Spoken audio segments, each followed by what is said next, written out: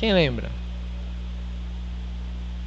Senão Paulo não foi para lá, não foi nenhum apóstolo, né?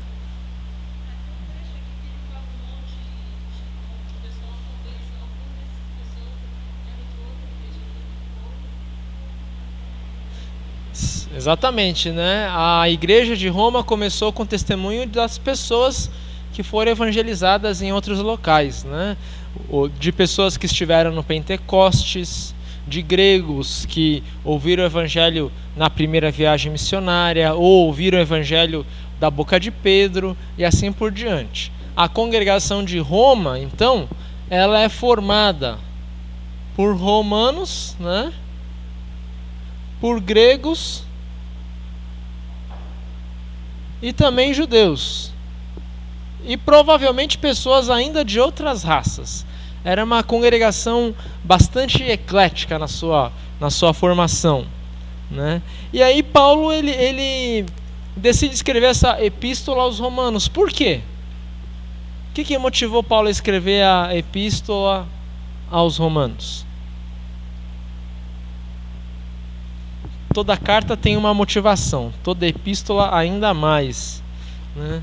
Paulo decide escrever aos romanos porque ele queria fazer de Roma uma sede, né, para a evangelização do resto do império. Que ele sonhava ir para onde depois de passar por Roma? Para a Espanha. Então ele expressa esse desejo no capítulo 15 e quer fazer de Roma, né, a sede para essa viagem missionária ao Ocidente, né, até a Espanha, tá? Então nós lemos ali, por exemplo, com um homem chamado Clemente de Roma, né? Ele diz ali que Paulo e Pedro foram mortos lá na cidade de Roma. Aí vem a tradição de que os restos de Pedro estão debaixo da Catedral de São Pedro, né? Há uma urna escrita assim, de Pedro, né? Então a ideia é de que os ossos que estão nessa urna seriam os ossos do apóstolo Pedro, porque há essa tradição antiga que diz que Paulo e Pedro foram mortos por Nero na cidade de Roma, tá? No ano 50, né, o ano 49, ano 50 aqui, o que acontece em Roma? Os judeus e os cristãos começam a ser perseguidos, tá? Então o imperador Cláudio, ele baniu os judeus da cidade de Roma, tá? E aí diz o documento que Cláudio baniu os judeus por causa de um homem chamado Cresto, que provavelmente é uma palavra corrompida de Cristo. Então a ideia é que os cristãos, não os judeus na verdade, mas os cristãos que foram banidos por causa de Cristo, tá? Por que o imperador, por que o documento cita judeus e não cristãos, então? Por que será que o imperador, quando dá a sua ordem, ele diz que os judeus, seguidores de Cristo, sejam banidos da cidade? É isso, o cristianismo ainda não havia sido, digamos assim, organizado como uma religião diferente dos judeus. Para os romanos, o cristianismo era uma seita dentro do judaísmo. Então, os cristãos, os judeus que seguiam Cristo foram banidos. A coisa fica mais grave ainda, né? Porque quando Nero incendeia Roma, a culpa recai sobre os cristãos e os judeus, né? Que coincidentemente foram os únicos bairros que não foram queimados, né? A vila dos cristãos e dos judeus, ela não foi queimada. A cidade quase toda foi queimada, mas os cristãos e os judeus não. O que aumentou a suspeita, né, de que o fim do Império Romano, o declínio do Império Romano, a culpa era desses dois grupos de pessoas, cristãos e judeus, tá? Aí Paulo escreve essa epístola dentro de toda essa, digamos assim, conspiração, tá? A epístola de Paulo foi escrita quando ele estava na cidade de Corinto, né? Então ele estava em Corinto, que a gente vê ali no mapa, na Grécia, né? É uma cidade ao lado esquerdo do mapa. Ele estava em Corinto, onde ele permaneceu um bom período de tempo, né? Mais ou menos uns 3 anos, tá? E ele escreve dessa cidade e manda que Febe leve a carta. Como que a gente sabe que Febe foi a mulher que levou a carta? Porque no capítulo 16, né, versículo 1, vamos ler ali de novo. A gente já leu semana passada. Mas o que Paulo escreve no capítulo 16, versículo 1?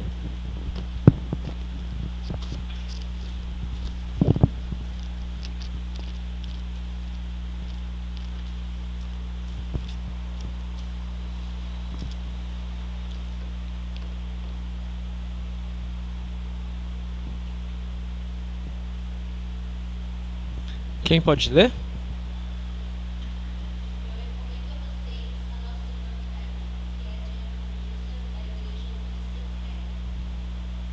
Muito bem, então aqui a ideia é que Febe está levando essa carta. E aí os romanos vão ler e leem isso aí, de que eles devem receber bem essa grega, né? E ele diz ali no versículo 2: recebam esta irmã em nome do Senhor, como deve fazer o povo de Deus. Deem a ela toda a ajuda que precisar, pois ela tem ajudado muita gente e a mim também. Então, essa mulher vai com a autoridade de diaconisa, alguém que vai auxiliar na igreja de Roma. Tá? E os romanos devem recebê-la muito bem. Né? Então, a gente tem a ideia de quem levou. Agora a gente tem que entrar na parte dos propósitos. Por que Paulo escreve a epístola aos Romanos? O que Romanos tem que as outras não têm? Né? O Lutero fala que Romanos é a sublime, né, epístola. É a epístola assim, mais importante. É a epístola do evangelho puro. Né? Tanto que Romanos 1,17 é a base da reforma protestante, né? Onde Paulo escreve ali: o justo viverá por fé. Pois o evangelho mostra como é que Deus nos aceita. É por meio da fé do começo ao fim. Como dizem as escrituras sagradas, viverá aquele que por meio da fé é aceito por Deus. Então já na saudação, na oração inicial, Paulo já coloca o tema da carta: a justificação pela fé. O que é? O que significa essa palavra justificação? O que é justificação? O que é uma justificativa de falta no trabalho?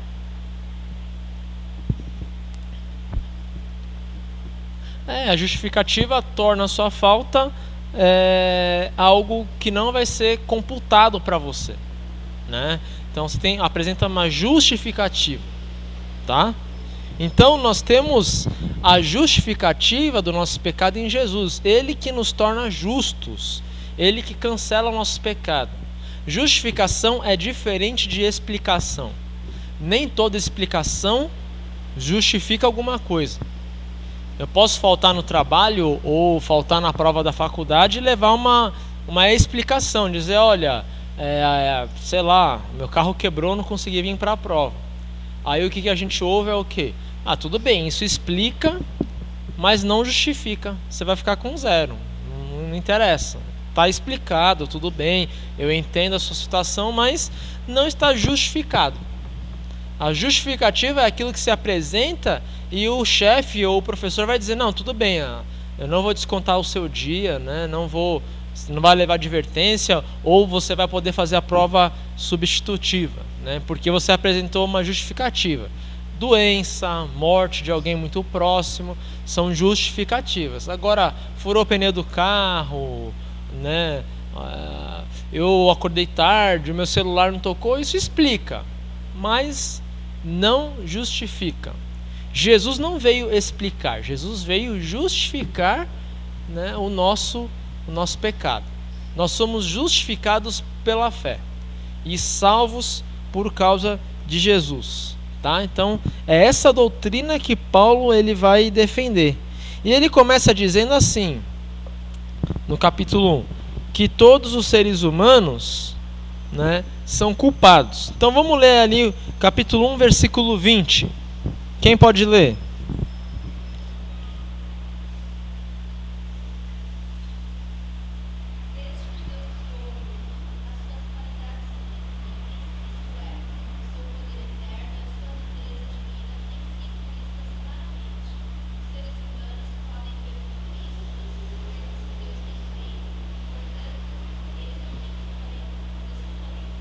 Então o Paulo está falando aqui, ó, não tem essa história de nunca ouvir o evangelho, de não sabia, né? Todos os seres humanos nascem e veem as obras de Deus claramente. É isso que Paulo fala. Quais são as obras de Deus? A criação, o universo, né? Ninguém nasce acreditando na evolução, no Big Bang. Isso aí a gente aprende mais tarde. O ser humano nasce com a percepção real de que existe um Deus que criou, ordenou todas as coisas que existem. Essa é a percepção natural do ser humano. Ele nasce com essa ideia de que há um Deus, há um ser superior, há algo além da matéria. Isso em todas as culturas do mundo. Por isso Deus diz, né? Paulo fala, olha, ninguém pode ter desculpas, porque todos nascem com essa percepção, né? Mais tarde que a própria pessoa se desvia, né? Vira ateu, crê no Big Bang, crê em outras coisas, mas isso é ensinado a ela, né? Isso não é ideia natural do ser humano. Com esse argumento, que é chamado o argumento cosmológico, assim, de que o cosmos, né, que o universo mostra a existência de Deus, Paulo está dizendo, olha, ninguém pode então ficar na sua religião achando que está tudo bem. Ele tem que ter noção de que ele tem que averiguar a sua religião, ele tem que averiguar o seu estado espiritual. Não que a pessoa é capaz de chegar ao evangelho por si só, que o evangelho não é algo que brota, mas o evangelho é algo que é semeado, alguém fala do evangelho, né? Mas a pessoa, mesmo em sua religião, ela precisa se antenar para aquilo que é pregado, né? Porque é possível, mesmo humanamente falando, chegar à conclusão de que religião A ou B é falsa, né? Mesmo sem ter o conhecimento bíblico, você, por meio da razão, é capaz de averiguar, tá? Então é isso que Paulo está falando. Ninguém tem desculpas perante Deus, tá? E aí ele apresenta. Então é por isso que todo mundo vai ser julgado. Se ninguém tem desculpas, se ninguém pode apresentar desculpas, é por isso que vai ser julgado. Qual é outro ponto que a gente tem certeza assim, que a pessoa nasce com uma noção espiritual? O que mais será que Paulo fala? Vocês leram a epístola aos Romanos, né? O que mais que Paulo fala? Paulo fala ali da adoração às imagens, né? Como é estúpida a ideia de adorar uma imagem de gesso ou de madeira, como eram os ídolos antigamente, tá? Então Paulo cita isso. E Paulo também vai citar o quê? Todo mundo nasce sabendo o que é certo e errado numa certa medida, né?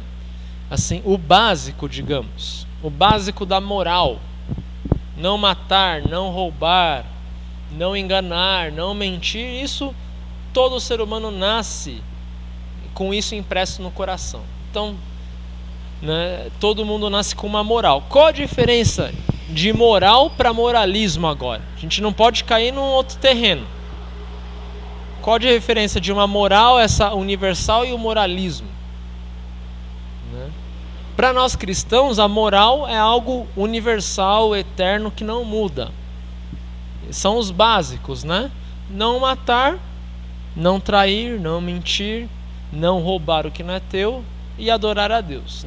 É a moral, isso nunca vai mudar, tá? O moralismo é quando você torna regras cotidianas ou culturais como a parte da moral. Então é moralismo, por exemplo, a gente falar para um índio se vestir. Isso não é moral, não faz parte da moral você andar vestido, né? Faz parte do costume. É um moralismo quando você diz assim, Deus pune aqueles que não vestem roupas decentes, né? Ou melhor, não vestem da maneira ocidental. Isso é moralismo, isso não é moral, tá? É moralismo dizer na praia não pode usar biquíni ou não pode usar roupa curta. Isso não tá. Ninguém nasce com isso na cabeça. Aliás, é o contrário. A criança nasce de que pode andar sem roupa. Isso é moralismo. São costumes da nossa sociedade. Não é moral, tá? Quando a gente prega o evangelho numa cultura diferente, a moral já vai estar lá né? Você vai em qualquer cultura do mundo, todo mundo tem uma noção, mesmo que um pouco nublada, do que é certo e errado, né? Roubar, matar, trair, né? Todo mundo em suas culturas tem essa noção de que é errado. A gente não precisa mexer nisso. Agora, os moralismos é que a gente não deve levar adiante, né? Então, moralismo é algo ruim. Moralismo é quando eu torno as regras da minha sociedade ou da minha cultura ou até da minha família como uma regra superior às outras. Quando a gente casa e acha que os costumes da minha família ou da minha raça, da minha cultura são melhores do que os costumes da família da minha esposa ou da raça da minha esposa, isso é moralismo. Eu já tenho aquela ideia de que não, o que eu aprendi de pequeno é o que está certo, né? Por exemplo, a gente tem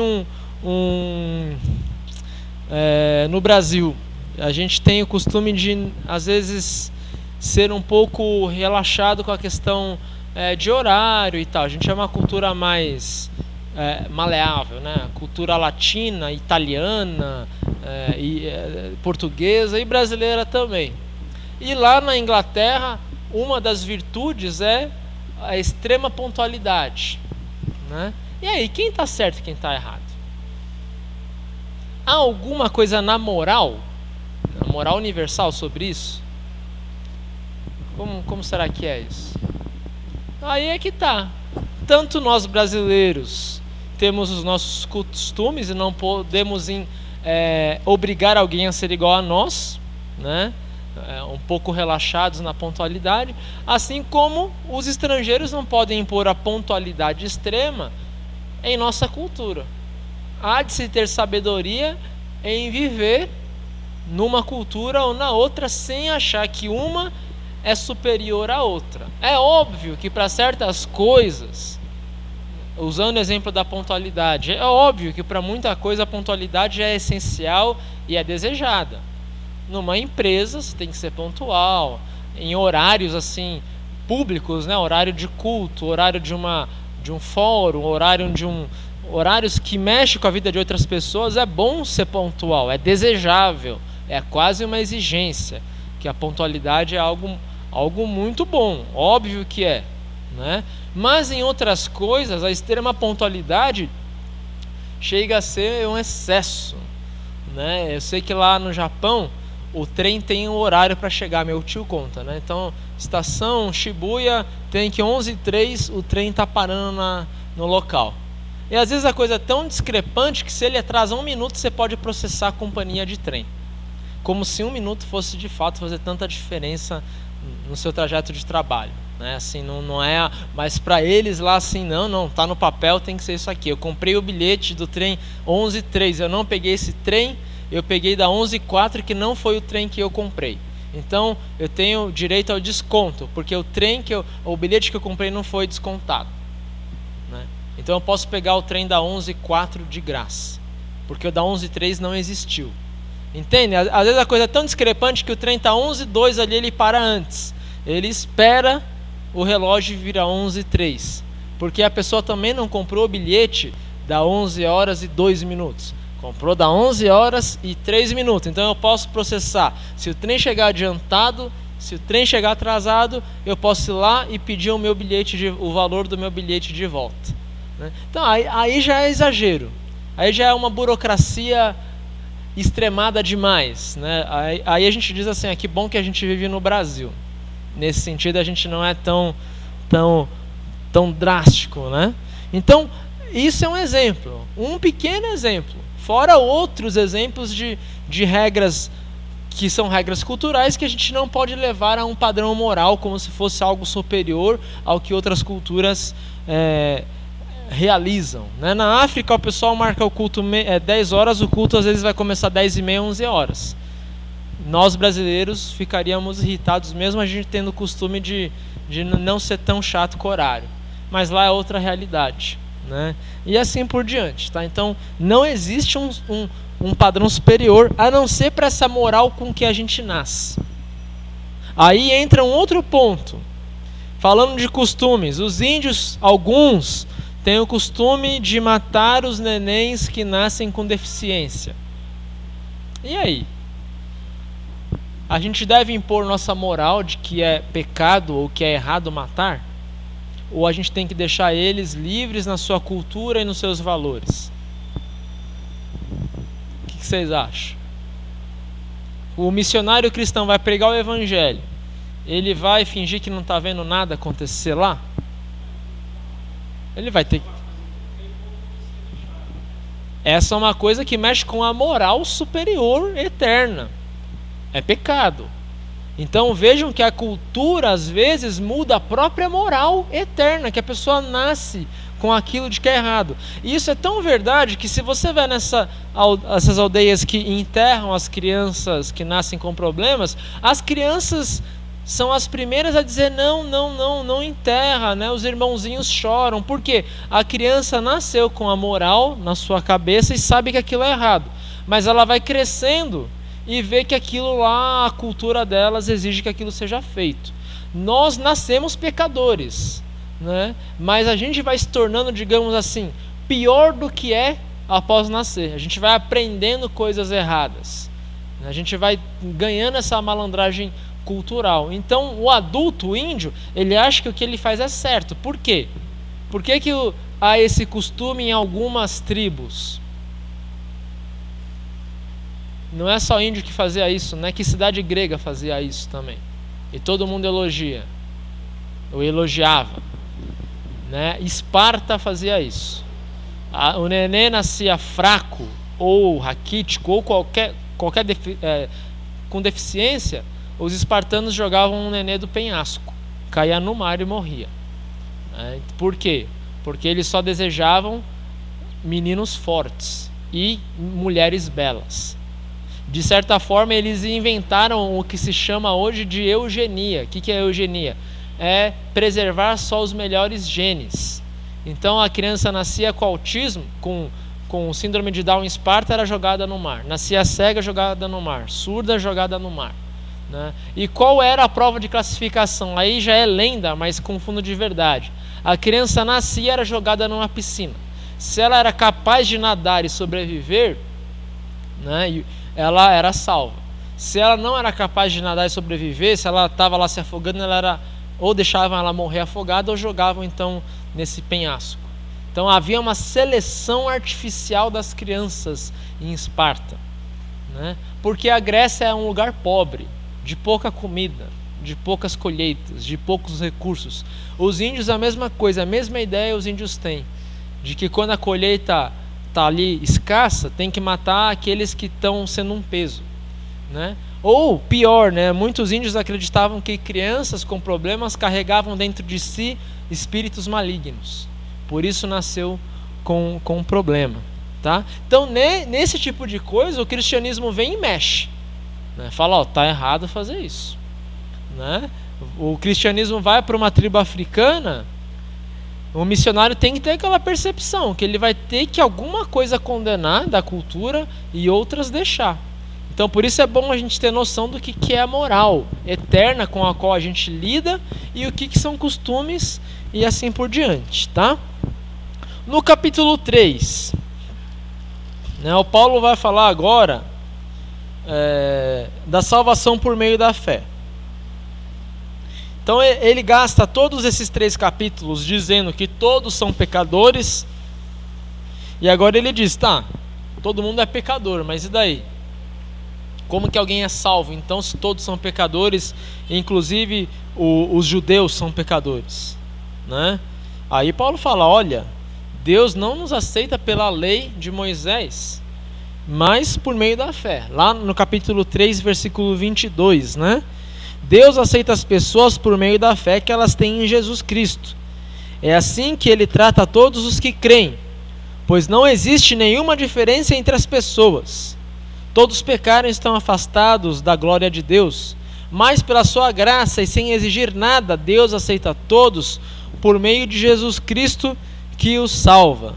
Deus ofereceu Jesus como sacrifício para que pela sua morte na cruz Cristo se tornasse o meio das pessoas receberem o perdão dos seus pecados pela fé nele, tá? Então nós temos aqui o resumo de toda a doutrina bíblica. Nós somos pecadores, estamos afastados da glória de Deus, mas Deus nos aceita pela fé e nos torna salvos e justificados pela obra de Jesus Cristo na cruz. E ele dá no capítulo 4 o exemplo de Abraão. Ele fala ali, ó, Deus aceitou Abraão pela fé que Abraão teve nele. Não foi pelas obras, não foi pelo fato de Abraão ser circuncidado, foi pela fé que Abraão teve nele. No capítulo 5, Paulo fala que nós éramos inimigos de Deus, né? Mas mesmo sendo inimigos de Deus, Deus nos amou, enviou Jesus para morrer por nós, né? E nos tornou, por meio de Jesus, nos tornou de inimigos em amigos dele. Tá? Capítulo 5, então, é o testamento da amizade. Amizade entre Deus e os seres humanos. E aí Paulo usa o exemplo de Adão, de que se por meio de um só homem veio o pecado por toda a humanidade, por meio de Adão, por meio de um só homem, Jesus, veio a salvação. Esse é o texto bíblico usado por muitas religiões, né, de que Jesus é só um homem. Porque Paulo chama Jesus de homem, né? Ele fala, ó, por meio de um só homem, Adão, veio a morte e o pecado. Por meio de um só homem, Jesus, veio a salvação. E aí, como rebater esse ensinamento? Paulo chama Jesus aqui de homem. E aí? Como rebate? Será que Jesus não era Deus para Paulo? Jesus é Deus, né? Jesus é chamado por Paulo do quê? Nosso Senhor Jesus Cristo. O que é Senhor em grego? É Deus. Kyrios é Deus, é Senhor Altíssimo, né? E lógico que Jesus era homem. Então afirmar que Jesus é homem não é afirmar que ele não é Deus, né? Não é dizer que não é Deus, né? Nossa teologia ensina pela Bíblia que Jesus é verdadeiro Deus e verdadeiro homem, tá? Então Ário foi o bispo que usou esse texto para dizer, olha, eu acho que Jesus era só homem. E essa heresia continua até os dias de hoje. Fraca, mas continua até os dias de hoje, né? Mais tarde a gente vai falar um pouco mais sobre ela. No capítulo 6, Paulo lembra o quê? Que pela fé nós somos unidos em Cristo, mas também somos unidos para uma nova vida, tá? Então ele usa aqui o argumento do batismo. Se nós somos unidos com Cristo pelo batismo e pela fé, né, nós morremos com Cristo. A nossa vida pecaminosa morre com Cristo. Ou seja, nós não estamos mais sob o poder total do pecado. Temos uma nova natureza. Continuamos pecadores, mas pela fé recebemos poder para lutar contra o pecado. Tá? Isso deve ser lembrado em nossa igreja também, que a gente tem medo de falar sobre isso um pouco, né? Porque a gente tem vergonha até. Mas é necessário, né? A vida nova em Cristo é necessária. Não para ser salvo, mas porque nós temos uma fé que precisa de frutos, né? É o que a gente está falando ao longo dos domingos, né? A fé cristã é dinâmica. Dinâmica significa o quê? Que ela sempre está em movimento. Não existe fé estática. Não existe cristão que está parado, né? Existe cristão em ação, vivendo a vida, amando o próximo, produzindo bons frutos de fé, pecando, é verdade, mas procurando lutar contra o pecado, procurando crescer na fé, procurando ter mais compromisso com a palavra de Deus e com o seu reino. E quanto mais nós recebemos, meditamos na palavra de Deus, quanto mais crescemos nessa palavra, mais obras nós vamos praticar. Vejam que viver a vida santificada não é nem tanto viver uma vida sem pecado, mas é viver uma vida de amor ao próximo e boas obras, né? A gente nunca pode confundir a santificação com a salvação e a justificação. A santificação acontece depois, da nossa salvação. É um resultado da salvação, tá? Então, por isso que no culto, na hora da absolvição, é difícil o pastor terminar assim: vai e não peques mais, agora que você foi perdoado, né? Ou viva uma vida santa agora. Por quê? Para desatrelar totalmente a ideia de que para você manter a salvação tem que praticar boas obras. Praticar boas obras não tem nada a ver com manter a salvação, que é a ideia que os evangélicos têm. Agora que eu sou salvo eu tenho que manter a minha fé praticando boas obras. Não é necessário. Não é isso que Paulo fala. O que Paulo fala é o seguinte: agora que você é salvo e tem uma vida nova, você vai viver essa vida naturalmente. Você vai crescer nessa palavra naturalmente, mas vai acontecer, tá? Então a santificação é desatrelada, nesse sentido, é desatrelada da salvação, da justificação. São duas coisas diferentes, tá? Uma acontece depois da outra, é uma consequência, mas são coisas separadas e diferentes, né? Nesse sentido, a santificação, a consagração a Deus, Deus vai desejar isso de nós. Por quê? Se não é necessária para a salvação, por que Deus exige uma vida santificada do cristão? Por que Tiago fala que a fé sem obras é morta? Por que será? Por que Paulo fala ali da nova vida? Capítulo 6, versículo 12: não deixem que o pecado domine o corpo de vocês. E ele vai falar que nós somos escravos de Deus, libertados do pecado. Mas agora nós somos livres do pecado e escravos de Deus. Por isso, vivam uma vida completamente dedicada a Ele. E ele escreve no versículo 23: pois o salário do pecado é a morte, mas o presente gratuito de Deus é a vida eterna que temos em união com Cristo Jesus, o nosso Senhor. No capítulo 7 ele fala da luta interior, né? Isabel?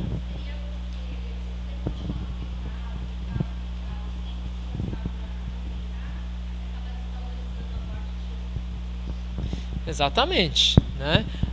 A gente ganha um presente tão precioso que é a salvação, por meio de Cristo Jesus que morreu por nós.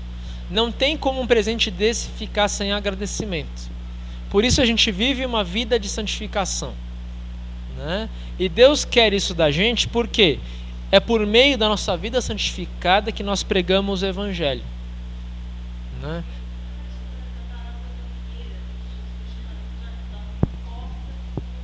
Parábola da figueira, né? Jesus quer que cada cristão produza frutos, porque o fruto é outro cristão, né? A gente costuma brincar assim: na igreja nós temos ovelhas, né? Quem é que fabrica, quem é que num rebanho normal, quem é que faz mais ovelhas? São as ovelhas. Não é o sacerdote, não é o pastor de ovelhas, não é o cachorro que toma conta, são as ovelhas. No reino de Deus é a mesma coisa. Não é a igreja que produz mais ovelhas, não é o pastor, não são os líderes, né? Mas são as ovelhas. É o pastor enquanto ovelha de Cristo, não na função de pastor. São os líderes, não porque são líderes, mas porque são ovelhas, né? O crescimento da igreja, né, em número de ovelhas se dá porque ovelhas chamam outras ovelhas, né? Por meio da vida santificada, por meio do testemunho de fé. É assim que nós levamos o Evangelho. Nesse sentido, levar o Evangelho não é trazer as pessoas para a nossa cultura, para o nosso jeito de ser, né? Ninguém deve vir à igreja porque achou a música maravilhosa, porque a pregação tocou fundo, né? Não é isso que traz a pessoa. O que traz a pessoa à igreja é a palavra de Deus que é vivida entre nós. Não é nem a palavra que é pregada, ou que estão nas nossas confissões luteranas. Ninguém vem para a igreja por causa da doutrina da igreja em primeira análise, se essa doutrina não for vivida entre nós. A igreja pode ter a doutrina pura, mas se ela não é vivida entre nós, não adianta de nada, né? Eu até posso ter a noção, eu posso saber de cor a doutrina luterana, mas se eu não vivo essa doutrina, ela não serve de nada. ela é letra morta. A doutrina pura vai fazer efeito quando eu vivo essa doutrina. Que não adianta a gente ter nos inários hinos com a doutrina pura, o culto ser o culto com a doutrina pura, se nós, ovelhas de Jesus, não praticamos essa doutrina pura entre nós. Porque o que faz as ovelhas novas ficarem entre nós é o amor que a doutrina pura vai vigorar em nosso coração. Aí eu faço a pergunta, já que isso é verdade, né? Vocês leram a epístola de Romanos, aos Romanos. Já que isso é verdade, aonde que a doutrina luterana faz diferença na evangelização, na pessoa que vem à igreja? Contrastando com as doutrinas evangélicas, católicas, outras doutrinas. Por que ser luterano? Por que devemos manter a igreja luterana no mundo? Né? Qual é... Por que eu sou luterano? Né? O que o luteranismo traz ao mundo que outros não trazem? E como que isso que o luteranismo traz de diferente faz diferença no convívio entre as ovelhas, na vida santificada? É uma pergunta que o luterano tem que fazer assim, né? Por que eu sou luterano e eu não sou de outra igreja? Porque eu nasci luterano? Isso não é argumento, né? E se a minha igreja é falsa? Então só porque eu nasci nela eu vou continuar numa igreja falsa por tradição de família? Ah, porque, sei lá, eu gosto do culto, porque não tem grito? Tá, mas... então na Bíblia está escrito que o culto não pode ter grito e aleluia, então é por isso?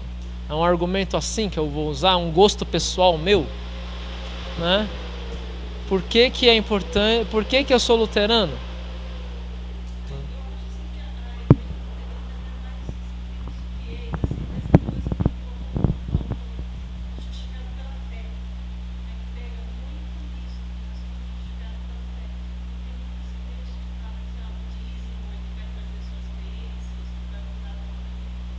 Exatamente, a igreja da caridade.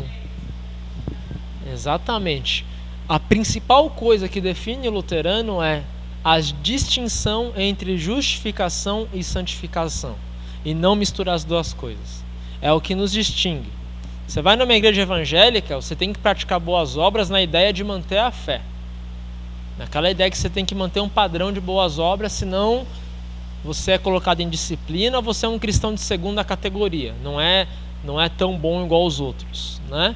Então a gente tem total noção de que nós somos salvos, e salvos de igual forma. Tanto o membro mais preparado como o mais simples tem a mesma salvação em Jesus, né? E a distinção de lei e evangelho, né? Nós pregamos a lei de Deus e o evangelho. E que em sentido? A lei, ela mata, ela fere, e só.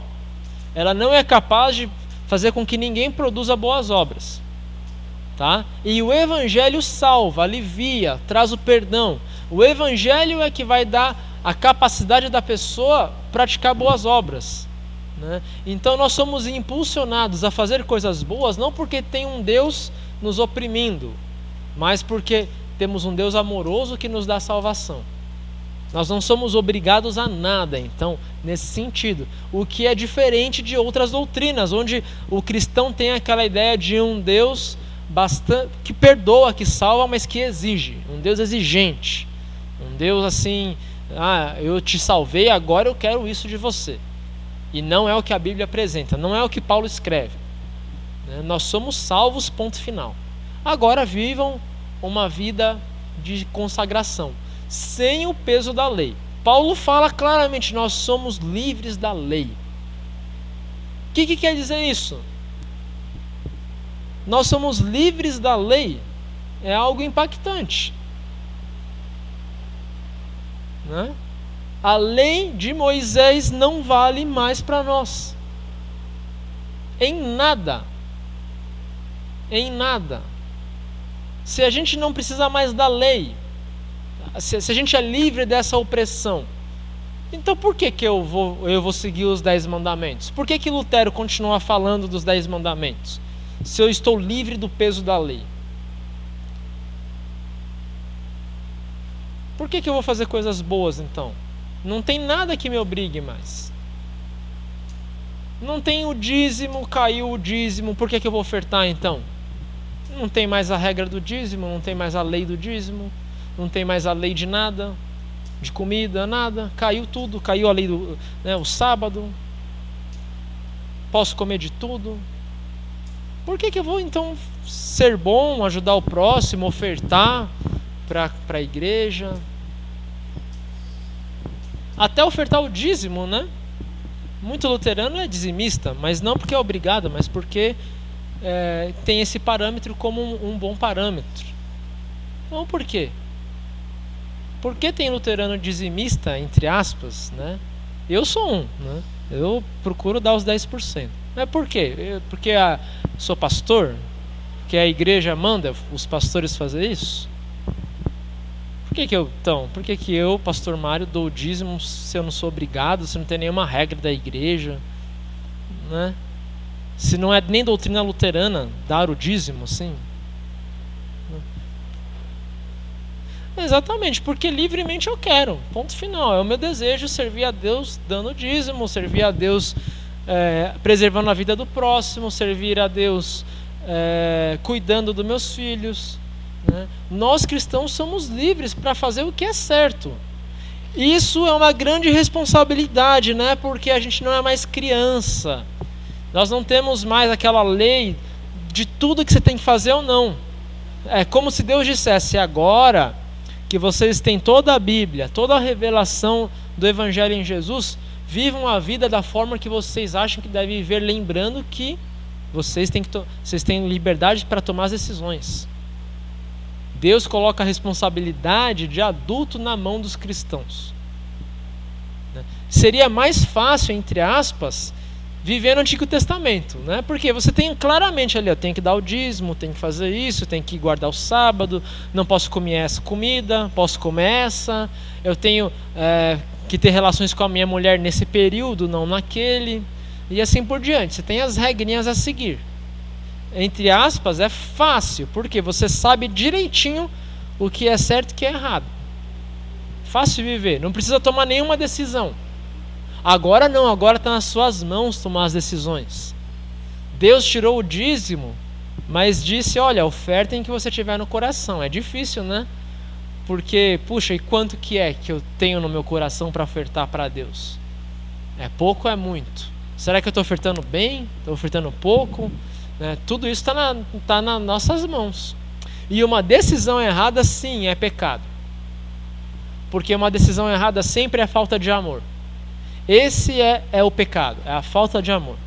Se eu estou ofertando pouco, é falta de amor a Deus e ao próximo. Por quê? A oferta é a Deus, mas a oferta Deus usa para o próximo, né? Não que Deus precise da minha oferta, Deus não precisa, tudo é dele, né? Se ele quiser arrancar o dinheiro que a gente tem e colocar em alguma outra coisa, ele faz conforme a vontade dele.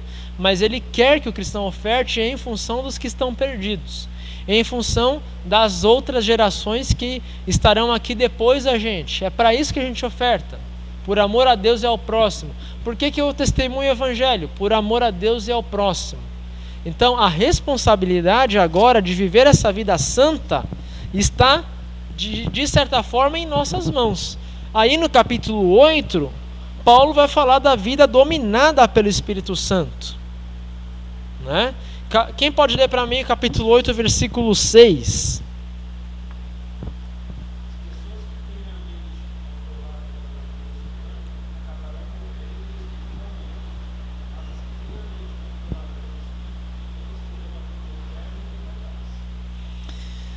Ter a vida controlada pelo Espírito Santo, esse é o segredo. Como que o Espírito Santo vai controlar a minha vida? Eu não tenho mais a lei, mas eu tenho o Espírito Santo para me controlar, digamos assim. E como que o Espírito Santo me controla? Ele vai sussurrar no meu ouvido? Ele vai, por uma forma misteriosa, fazer eu tomar as decisões corretas? Como que eu recebo o Espírito Santo? Além do batismo, eu recebo o Espírito Santo só na palavra.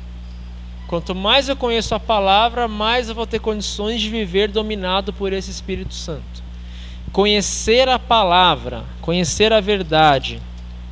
A palavra conhecer na Bíblia tem um sentido muito mais profundo do que conhecer só mentalmente, conhecer de vista. A palavra conhecer é tão profunda que quando um homem tinha relações com a sua esposa pela primeira vez, a palavra que se usa é: e ele conheceu Rebeca. Isaac conheceu Rebeca. Então conhecer é ter um contato íntimo, é se tornar um só com aquela coisa que você conhece, com o objeto que é alvo do seu conhecimento. Isso é conhecer. Conhecer a palavra, conhecer o Espírito Santo não é só ler, decorar um monte de coisa, é conhecer, é ter intimidade. Porque não adianta nada a gente saber a Bíblia de cabo a rabo se a gente não vive essa palavra, se a gente não conhece essa palavra. Os fariseus conheciam mentalmente todo o Antigo Testamento, mas será que eles tinham intimidade com Deus? Sabiam de cor e salteado as regras e tudo, mas tinham a intimidade, o conhecimento verdadeiro? Não. Era um conhecimento mental e intelectual, um conhecimento, digamos assim, teológico. Mas o conhecimento da palavra você vive no dia a dia, te ajuda a tomar decisões, te ajuda a fazer igual os discípulos fizeram. Colheram trigo porque estavam com fome no sábado, mesmo contra as regras do sábado, né? Jesus curou no sábado, mesmo contra as regras da lei do sábado, né? Por que Jesus teve a coragem de fazer isso? Porque ele tinha comunhão com a palavra, porque os discípulos tinham comunhão com a palavra, né? Porque sabia que o amor ao próximo é maior do que qualquer outro mandamento que Deus deu, inclusive o mandamento do sábado. A gente vive num mundo muito criança, ainda hoje, né? Onde as pessoas precisam de regras, né? Então a gente vê no trânsito pardal, né, radar para tudo que é lado. Se todo mundo tivesse bom senso de seguir as leis de trânsito, não ia ter tanta multa, tanto radar para tirar foto dos que vão contra a lei, né?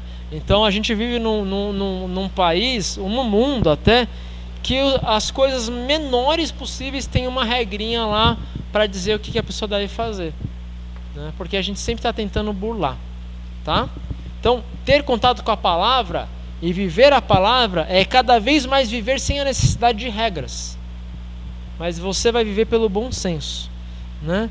Capítulo 9, nós temos a questão da misericórdia de Deus, e no capítulo 10 a salvação universal, tá? Aí entra uma grande questão. Capítulo 8, 9, 10, 11, né? Nós vamos abordar a questão da eleição. E aí? Romanos fala da eleição. Os calvinistas chamam de predestinação. E aí, vocês leram alguma dúvida sobre isso? Sobre essa doutrina que Paulo fala? Da eleição?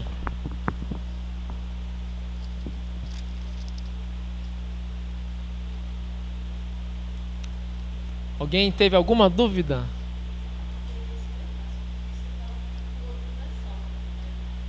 Exatamente, né?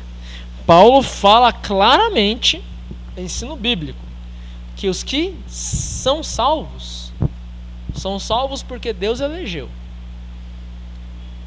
tá? E essa questão traz assim discussões muito grandes desde as épocas mais antigas.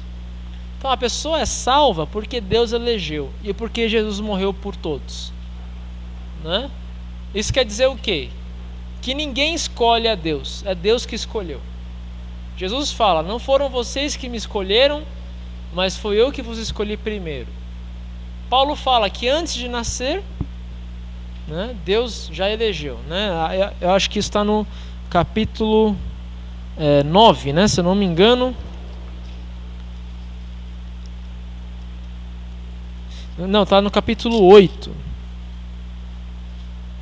No capítulo 8, Paulo fala ali, né? Aqueles que Deus salvou porque predestinou, né? Porque elegeu pela graça. Ou seja, se Deus é por nós, ninguém é contra nós. E aí ele conclui: nada pode nos separar do amor de Deus, que é nosso por meio de Cristo, o nosso Senhor. Tá? Então, temos ali, capítulo 8, versículo 28 e 29.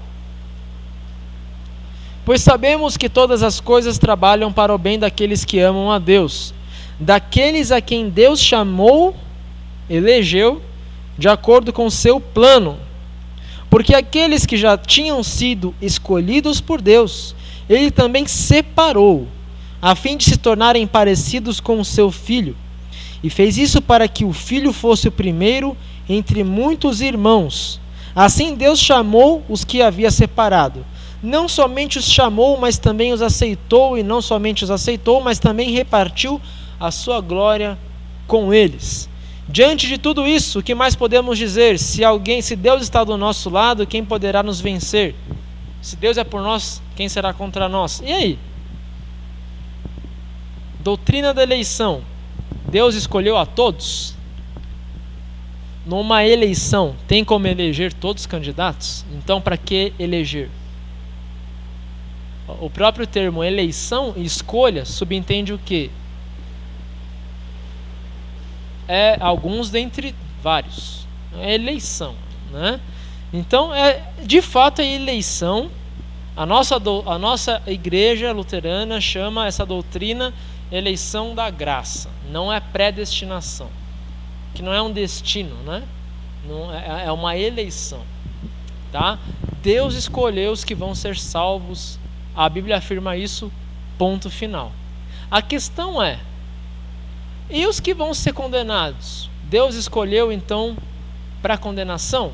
Que é o que Calvino, que é o que as igrejas calvinistas acreditam, parte delas, né? Especialmente os presbiterianos, da predestinação. Nós chamamos de dupla predestinação, eles vão chamar de outro nome. Eles vão chamar de vontade onisciente e presciente de Deus, de que Deus então escolheu para condenação os que vão ser condenados. E aí? Inclusive alguns vão usar o exemplo da corda. Não é que Deus elegeu para ser condenado. Eles vão dizer assim: a salvação é igual a uma corda, todo mundo está num rio se afogando, Deus atira a corda e salva quem dá. Essa doutrina dos calvinistas é chamada do sacrifício ilimitado, da expiação limitada. Ou seja, Jesus morreu para salvar alguns, para salvar só os eleitos. É como se Jesus fosse essa corda, mas é uma corda curta, que não salva todos, salva alguns. Isso é usado para tirar aquela ideia de que Deus escolheu assim: vai para o inferno, você vai para o inferno, você vai para o céu. É para dizer assim: não, Deus não podia salvar todos. Ele mandou Jesus para salvar quem dava. Pronto, salvou quem coube no bote, está salvo, né? Jesus foi salvando quem deu. É a doutrina da salvação, da expiação. Expiação é do perdão de pecados limitado aos eleitos, a quem deu. E aí?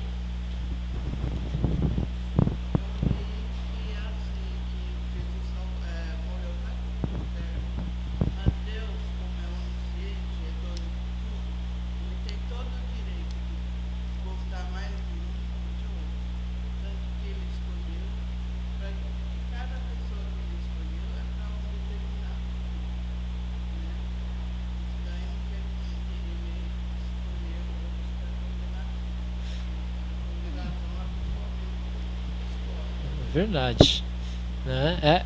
É um ponto a se levantar, né?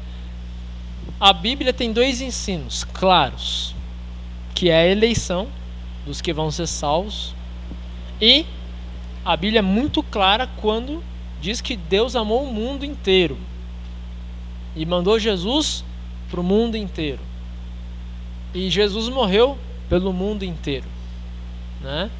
Então a Bíblia é clara, muito clara, né? 1 Pedro lá está escrito: pois Deus quer que todos sejam salvos e venham a conhecer a verdade, né? Mas se Deus deseja a salvação de todos, por que Ele elege alguns? pergunta sem resposta. Se Deus elegeu alguns para salvação, então ele elegeu os outros para condenação? Não, a Bíblia não afirma isso. Afirma o contrário. De que Deus não quer que ninguém se perca, né? Então, esse é o chamado mistério da fé, ou alguns chamam assim, a cruz do teólogo. No caso, o teólogo luterano. A gente não resolve essa tensão bíblica. A gente afirma as duas coisas. Apesar de, aí entra um parênteses, né? Muitos pastores luteranos nas entrelinhas não ensinam a doutrina da eleição como está na Bíblia. Vão ensinar que Deus elegeu todos, mas não é ensino bíblico e nem ensino luterano. Nas nossas confissões, no sumário da doutrina luterana, é muito claro. Vocês podem ler em casa, quem tiver o sumário da doutrina dogmática, a fórmula de concórdia. Deus elegeu os que vão ser salvos, não elegeu todos. Isso é bíblico, está aqui em Romanos, né? Isso é bíblico. Ao mesmo tempo que é bíblico que Deus quer que todos se salvem, e ao mesmo tempo que é bíblico que Jesus morreu por todos e pagou o pecado de todos. Isso tudo é bíblico. Tem como conciliar racionalmente? Não. Só tem como aceitar essa cruz, né? Então é errado o calvinista que, para resolver essa tensão, ele diz não, foram eleitos para condenação, ou não, Jesus morreu só pelos salvos e não deu para salvar os outros. É errado, não está na Bíblia. E é errado o luterano que diz assim, não é que não foi uma eleição. Deus escolheu todos para ser salvos, né? Deus escolheu todos. Também não está na Bíblia que muitos luteranos ensinam. Não tem como resolver esse paradoxo. Não tem. Nem do jeito luterano popular, nem do jeito calvinista. Calvinista oficial, né? Que o luterano oficial confessa esse mistério, essa cruz. Não tem solução. Tá? A gente vai ter que perguntar para Deus isso daí. Como que ele, por que ele agiu dessa forma? Na Bíblia a gente não vê respostas para isso. Tá? Na Bíblia... Oi? Pode falar.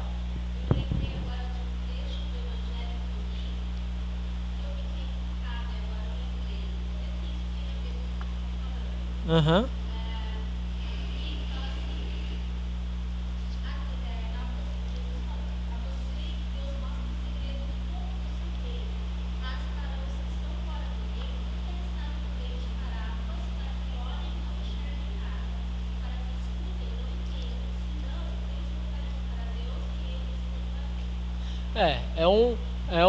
É uma passagem assim que Jesus quer dizer o quê? Que os ensinos de parábolas, e a Bíblia é assim, qual é a chave para você entender o que Jesus fala, ou para entender, conhecer a palavra? Assim, todo mundo consegue ler, né? O português aqui, todo mundo consegue ler a Bíblia aqui no Brasil, digamos assim. Mas só as pessoas que têm a chave de abrir essa palavra têm, digamos assim, o contato com o Espírito Santo. Qual é essa chave? Quem está dentro do reino, que entende as parábolas, é o cristão que tem a fé verdadeira. Esse é o que tem a chave para ler as Escrituras, que tem o Espírito Santo. O Espírito Santo abre a palavra para o cristão entendê-la, tá? Então quem não tem essa palavra vai ouvir as parábolas de Jesus e não entende. Não entende, e não é para entender mesmo, né? Porque só pela fé que a gente deve ter esse contato com o Espírito Santo, né? Isso quer dizer o quê? Que aqueles que tentam entender a Bíblia com o seu próprio esforço apenas, achando que a sua racionalidade é maior que tudo, não vão conseguir. Esse é o problema dos calvinistas. Por quê? Esquecem que a palavra de Deus é acessada pelo Espírito Santo e pela fé, não pela razão. É que quando você começa a ler a Bíblia com a sua razão humana, querendo sistematizar tudo, cai nessas aberrações teológicas, de falar que Deus escolheu alguns para condenação, ou de que Jesus morreu só por um número limitado. É a aberração, não está na Bíblia. Você tem que distorcer a Bíblia, né, para a Bíblia caber na sua razão humana.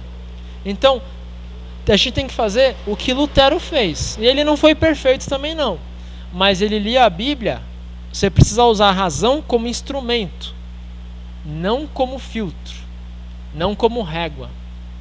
A nossa doutrina luterana é outra coisa diferente que a gente tem, é o seguinte: é chamado o uso instrumental da razão. Você precisa da razão para ler a Bíblia, por quê?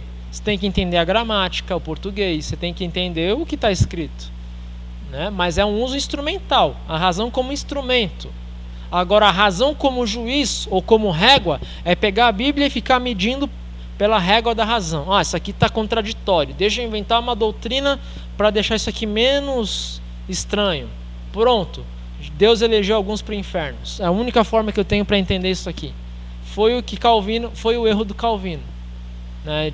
Ele acertou em quase tudo, mas nessa parte da predestinação ele usou a razão para medir a Bíblia, e aí teve que, né, inventar essa dupla predestinação. Ou no caso da Santa Ceia. Por que a Santa Ceia luterana é diferente? Diferente não. É diferente assim, comparando com as outras igrejas. Porque você não tem como explicar, né? Os calvinistas dizem o quê? O que para Calvino nós temos a Santa Ceia? O que é a Santa Ceia da igreja dos calvinista, reformados? Tem a interpretação católica, luterana, calvinista e pentecostal. São 4 formas diferentes. O católico crê que na Santa Ceia nós temos Jesus inteiro. Então por isso você adora a Santa Ceia, adora a hóstia. Jesus lá, então você pode adorar. Você não adianta falar para o católico que você está sendo idólatra, está adorando a hóstia. Ele vai falar, não, está adorando Cristo. É Cristo que o padre levanta ali. Quando o padre diz, eis o mistério da fé, e o católico reverencia. Para ele é Cristo, porque é o corpo de Cristo. Se é o corpo de Cristo, é o Cristo vivo. Se é o Cristo vivo que está lá, então eu adoro o Cristo vivo na hóstia. Vejam que, de novo, usa a razão para chegar nessas conclusões, né? Nenhum lugar na Bíblia fala para adorar a hóstia, tá? Apesar de que nós luteranos a gente diz o quê? O que a gente recebe na Santa Ceia? O verdadeiro corpo e verdadeiro sangue de Cristo. Tá, mas se é o verdadeiro corpo e sangue de Cristo, não é o Cristo vivo? A gente não deveria também adorar na hora da Santa Ceia? Não deveria se ajoelhar e reverenciar a hóstia, né? Vejam que a gente não chega a isso, porque a Bíblia simplesmente não diz. Alguns até tem uma piada que outros teólogos usam para nós luteranos e chamam a gente de topeira. A topeira é cega, ela só vai aonde o buraco leva, ou aonde o nariz dela encosta, que ela não consegue enxergar. Então eles vão falar, o luterano é uma topeira, porque ele só vai onde a Bíblia vai. Onde não vai, ele para, né? Então o católico pode pensar assim na Santa Ceia. Pô, o luterano crê que é o corpo e sangue de Cristo e não adora a hóstia, mas que coisa irracional. Se é o corpo e sangue de Cristo, é Cristo. Se é Cristo, a gente pode adorar. Tá, a gente diz, não, mas a palavra não diz. Nós não estamos dizendo que não podemos adorar a hóstia, mas nós estamos dizendo que a palavra não diz, por isso a gente não vai fazer. Tá? Os calvinistas vão dizer o quê? Que a Santa Ceia é a presença espiritual do corpo e do sangue de Cristo. Que pela fé a igreja sobe aos céus e recebe o corpo e sangue de Cristo, né? Não é um símbolo, é o corpo e sangue, mas uma presença espiritual. Ou seja, para o calvinista, quem recebe a Santa Ceia é somente quem tem fé. Por isso que geralmente uma igreja reformada, ela recebe a Santa Ceia de todas as pessoas. Por quê? É só quem tem fé, de fato, vai tomar a Santa Ceia. Quem não tem fé vai tomar pão e vinho, ponto final.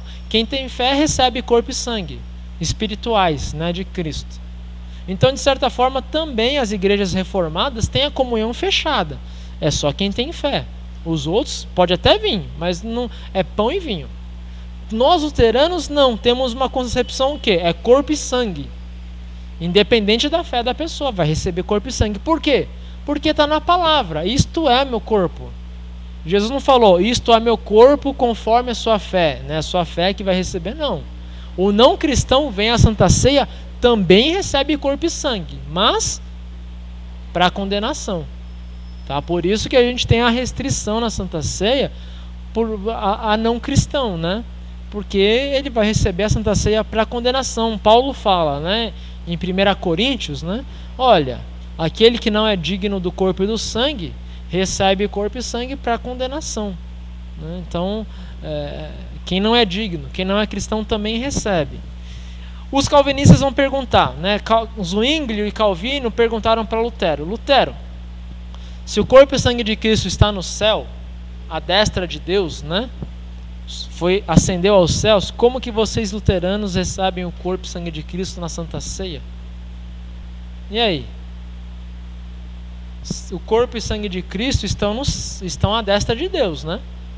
E aí? A Bíblia fala, né? Jesus ascendeu aos céus com seu corpo e seu sangue. Como que na Santa Ceia a gente recebe?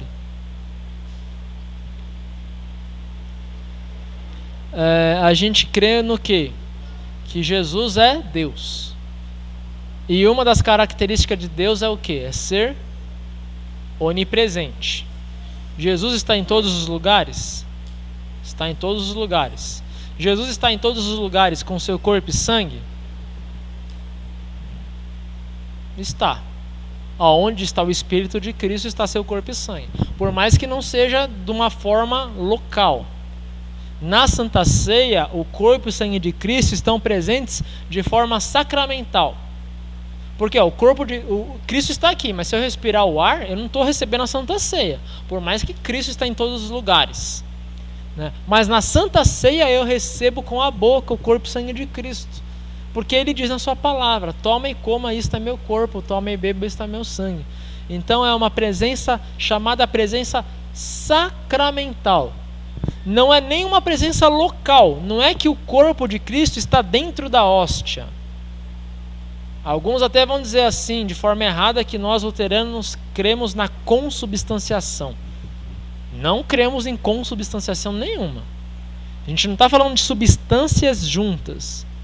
Porque falar em consubstanciação é falar que a substância do pão está com a substância do corpo. E está errado. Não tem nada a ver com substância. Tem a ver com presença. Presença sacramental, presença real do corpo de Cristo na hóstia. Né? Então a gente recebe o corpo de Cristo no comer e no beber. Tá? É uma presença tão especial que não tem nem como definir.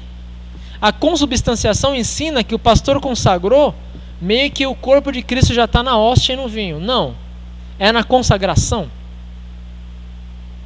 Não é na consagração. É no ato de comer e beber. Né? Por isso que se a hóstia cair no chão, não caiu o corpo de Cristo. Ninguém comeu. Né? Não caiu. Caiu a hóstia. Se caiu o vinho consagrado, caiu o vinho. A união sacramental é no toma e coma. Toma e beba. Isto é o meu corpo. É aí que acontece. Terminou a Santa Ceia. E aí, é corpo e sangue que está no altar? Não é corpo e sangue. Corpo e sangue é no comer e no beber. E isso tem uma implicação prática. Por quê? O Calvino, o Zwinglio, acusava os luteranos de serem canibais. Né? Pô, vocês luteranos creem que comem o corpo e sangue de Cristo? A gente crê exatamente isso. Com a boca a gente recebe e bebe. Então vocês estão digerindo o corpo e sangue de Cristo depois da Santa Ceia? E aí? Você está digerindo o corpo e sangue de Cristo aqui? Está lá no seu estômago, você está digerindo? Vai fazer parte do seu DNA, das suas moléculas, células? Tem gente que crê nisso, né? Tem gente que crê que está doente. Luterano, hein? Pede para o pastor vir no hospital para me dar a Santa Ceia. Por quê? Porque acha que é a hóstia, corpo, sangue, toma, digere, e esse sangue, esse corpo de Cristo vai fazer parte do meu corpo, vai combater a doença. Não é o corpo e sangue de Cristo que você digere aqui no estômago. O corpo e sangue de Cristo é no comer e beber. O que acontece depois é mistério de Deus. Tá? Basta saber que no comer e beber é o corpo e sangue. Agora, na digestão, e aí vai até uma coisa assim que alguns tiravam sarro dos luteranos. Os luteranos são aqueles que defecam o corpo e sangue de Cristo, porque o pão e o vinho viram fezes e urina. Então vejam que não tem nada a ver, tá? Isabel?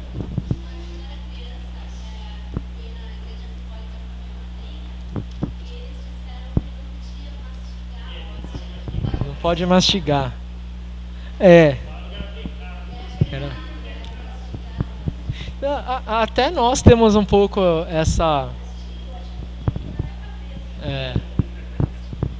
É um costume assim, né? Que senão parece que tá comendo chiclete, né? Mas assim, não é pecado nenhum, né? É uma... Aí já são pormenores. É que para o católico a hóstia é o corpo ali já na mão do padre. Então você mastigar a hóstia é mastigar o corpo. Isso, tanto que na Igreja Católica o padre toma o vinho e ele seca o vinho com um pano preparado para isso. É assim até algo que a gente perde como Igreja Luterana, essa reverência litúrgica pela comunhão, a gente perdeu um pouco no Brasil, né? A gente, comparado com os católicos, a gente tem pouca reverência ali à hora da Santa Ceia. Não que seja pecado, mas na missa católica, naquele horário da Santa Ceia, é algo assim bonito de ver, né? A forma da consagração, os hinos e tal, porque eles têm aquilo como algo extremamente precioso.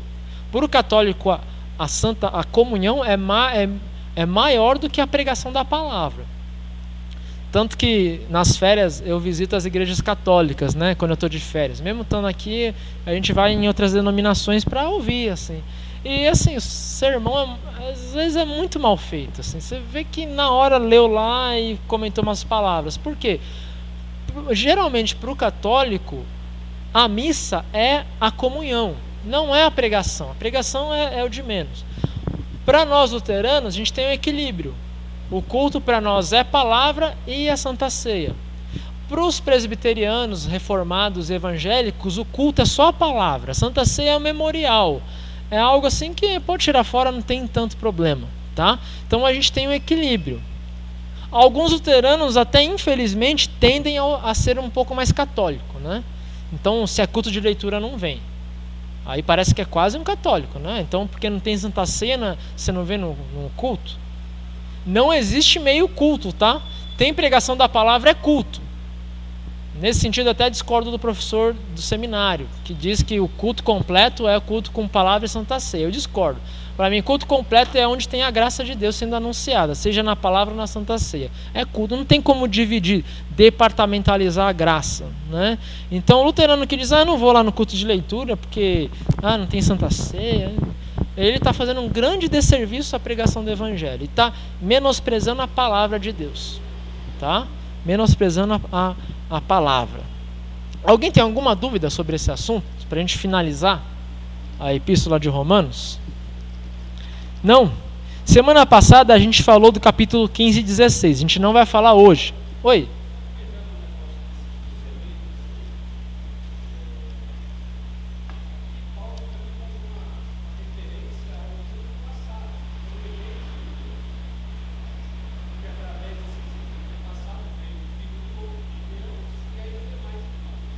É verdade.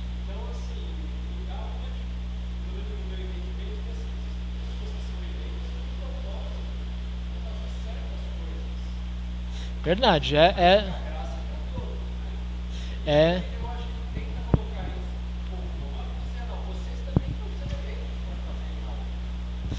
exatamente isso. Tá gravando, né? Então tá. Exatamente isso, né? Era bom, foi bem lembrado. Né? Muita das eleições de Deus acontece já com um propósito, né? O Abraão, Isaac, Jacó, Paulo, e cada cristão também tem a sua eleição, digamos assim, dirigida por Deus. Uma coisa é a eleição da graça e outra coisa é a graça universal, que o Sérgio falou, a Bíblia diz também, a graça é para todos. Jesus morreu por todos. Jesus morreu por todos os pecados. Né? Apesar da eleição ser para alguns. Para que serve essa supostamente maldita doutrina da eleição da graça? Qual que é o uso dessa doutrina na vida da igreja? O pastor não vai pregar isso no púlpito, vai falar no estudo bíblico aqui, mas não vai usar no sermão. Para que serve essa doutrina? Quando que um pastor vai usar essa doutrina? Quando a pessoa acha que pecou contra o Espírito Santo. quando ela acha que vai para o inferno, quando ela está na hora da morte e diz, já era, não tem salvação para mim, mesmo eu crendo, acho que meu pecado é muito grande. Aí é a hora da gente sentar e dizer, você foi eleito, não depende do que você acha, depende de Deus ter te escolhido. Você foi escolhida por Deus, pode morrer tranquilo. Para jogar na nossa cabeça que a nossa salvação é obra, é 100% de Deus, não é nossa. Não é a gente que escolheu Jesus, é Deus que nos escolheu. É para isso que serve essa doutrina, para tirar nosso orgulho e para tranquilizar nosso coração, de que a nossa salvação está nas mãos de Deus, né? É só para isso. Não deve servir para dizer, será que eu sou eleito? Não deve servir para isso. Não, o único uso dessa doutrina é para dizer, olha, não se preocupe com a sua fé, você está nas mãos de Deus, tá? E a graça universal serve para falar do evangelho a todos, né? E por último, se a Bíblia fala que Jesus morreu e pagou todos os pecados, por que ainda assim algumas pessoas vão para o inferno? A Bíblia ensina que todos os pecados estão pagos, né? Todos estão pagos. E aí? Então vai para o inferno para quê, se já está tudo pago?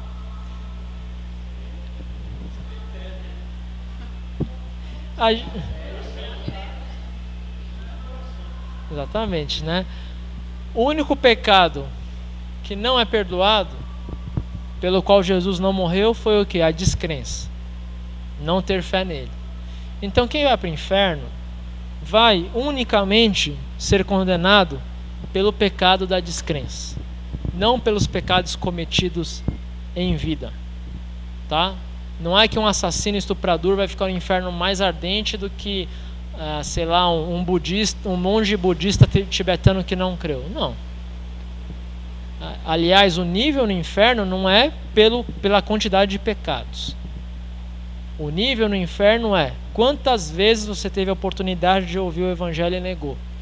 É o que Jesus fala. Deus terá mais piedade de Sodoma e Gomorra, que é os piores pecadores, né, do que de Jerusalém, que eram pessoas assim santas, mas que tiveram muitas oportunidades de ouvir o evangelho.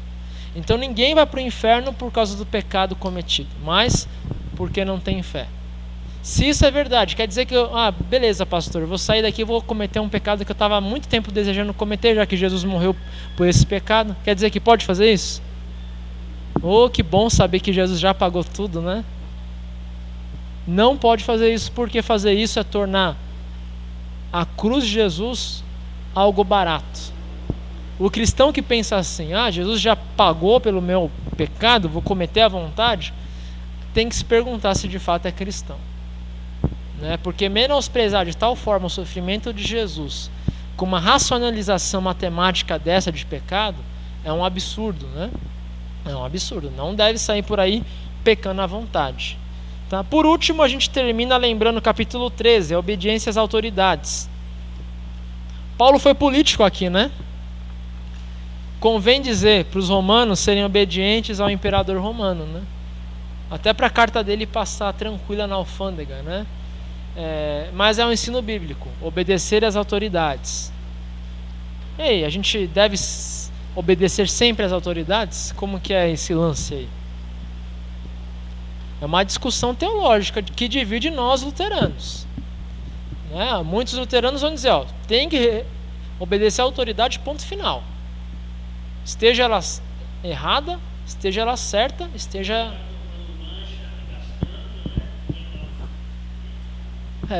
também, comprar lancha, e aí?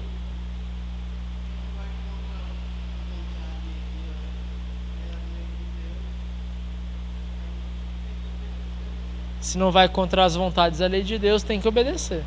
Ou seja, se o governo está cobrando imposto injusto, tem que pagar, como sinal de sua fé também. Infelizmente é assim. Mas por outro lado, nada impede que o cristão, aí é posição minha, tá? Não é posição da igreja, nada impede que o cristão tenha a sua capacidade individual de questionar, tá? Em que sentido? O imposto está caro, então vamos fazer um boicote do governo. Muitos pastores luteranos vão dizer que isso é pecado. Eu acho que não. Eu acho que a gente pode protestar, a gente pode pegar em armas para uma revolução, se aquele governo está massacrando o povo, A gente pode lutar por democracia. A gente pode ser revolucionário sim, se for preciso. Se um dia um governo é tão ruim que oprime o pobre, escraviza, o cristão tem um dever de depor esse governo, um dever pessoal dele. Não deve, porque Paulo falou, para obedecer às autoridades eu tenho que ficar cego e deixa a ditadura militar rolar à vontade, ou deixa o governo comunista matar todo mundo que ele achar que tem que matar, já que ele não vai contra Deus, ele não vai contra a doutrina. Não, ele matando as pessoas, é bem lembrado, ele matando pessoas injustamente, ele está sendo contra Deus, né? Nesse ponto, lembram do pastor Bonhoeffer, né? Ele pegou em armas quase, né, entre aspas assim, para tentar matar o Hitler, né? Assim, não foi ele que tentou matar, mas ele participou da conspiração, porque ele viu em Hitler e no partido nazista um governo que devia ser deposto, mesmo pela violência. Então nós cristãos temos que ter às vezes essa capacidade sim, de fazer algo que na época muitos vão condenar, vão dizer, não, você está indo contra o mandamento de Deus de obedecer à autoridade. Mas se você faz ciente de que você está lutando pelo certo, né, como fez Bonhoeffer, é muito pouca chance de você errar. Você não vai lutar para manter seus direitos, você vai lutar para preservar a vida de pessoas. Então você pode desobedecer às autoridades quando as autoridades oprimem ou matam as pessoas de forma sistemática, tá? Alguém tem alguma dúvida sobre esse ponto das autoridades? Então, se o governo mandar você para a guerra, você deve ir? Testemunho de Jeová não vai. E aí, e nós, luteranos? Se for um luterano estrito, vai dizer, ó, não é comigo. Se o governo manda, eu tenho que ir, mesmo que seja para matar um monte de gente lá, né? Luterano americano é assim, não. O governo mandou, eu vou. Eu tenho que obedecer às autoridades. Então eu vou lá fuzilar os iraquianos. Não interessa. Eu estou obedecendo ao governo. O testemunho de Jeová vai dizer não. A gente não se influi na política. A gente não jura a bandeira, não vai para a guerra. A política não... O cristão tem que ficar fora da política. E nós, luteranos moderados? Se o governo mandar para uma guerra, a gente tem que ir se for uma guerra minimamente justa, né? Assim, defender o nosso país de um invasor é uma guerra pelo menos minimamente justa. Você está defendendo o território do seu país, está defendendo a sua terra de um invasor. Ou no caso do Brasil, que foi lá lutar na Segunda Guerra Mundial contra o eixo, né? Ele estava lutando pela liberdade de um continente, liberdade de países, tá? Então é uma guerra que você pode ir. Agora, de repente o governo decide anexar o Paraguai. Tem uns loucos aí com essa ideia, né? Vamos dominar o Paraguai. Por quê? Porque exatamente esse é o argumento, viu? Mas que por trás desse argumento do contrabando está o quê? Tá o desejo de ter Itaipu só nós, né? Então vamos dominar aquela parte do Paraguai, porque o contrabando traz muito prejuízo para nós. Mas na verdade você quer hidrelétrica. E aí, eu devo ir lá matar os paraguaios para dominar Itaipu? Não. Eu, como luterano, devo dizer não vou lutar essa guerra injusta, essa guerra aí que vai matar gente inocente, tá? Era isso aí. Alguém tem alguma dúvida? Não? A gente tem que decidir quando a gente encerra nosso grupo de oração. No calendário vai até a última quinta-feira, tá? Então a gente tem que decidir, mantemos até dia 26? Tem gente que vai estar viajando, né? Tem a correria do Natal. A gente vai fazer assim, vamos manter, mas eu vou parar o conteúdo semana que vem. Nas outras quintas, eu recapitulo e a gente faz estudo bíblico de recapitulação do conteúdo, tá? E de temas, de repente, algum tema polêmico que ficou para trás. Então, semana que vem vai ser a última leitura bíblica. E lembrando que o nosso estudo é quarta.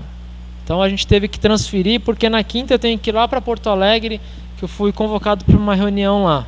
E é na quinta. Não é nada de...